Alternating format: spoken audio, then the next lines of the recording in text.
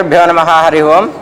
యాదాద్రి భువనగిరి జిల్లా చౌటుప్పల్లో గల అమ్మా నాన్న అనాథల పుణ్యక్షేత్రంలో మతి స్థిమితం లేని 600 మంది అనాథలకు ఈరోజు స్వస్తి శ్రీ పరాభవన సంవత్సరము 7/8/2026 సంవత్సరమున హైదరాబాద్ వాస్తవ్యులు పసుపునీల గోత్రోద్భవ్యులు ఎంగలి రాఘవరెడ్డి గారు, శ్రావ్య, ఆద్విక గారు అన్నదానం జరిపించుతున్నారు.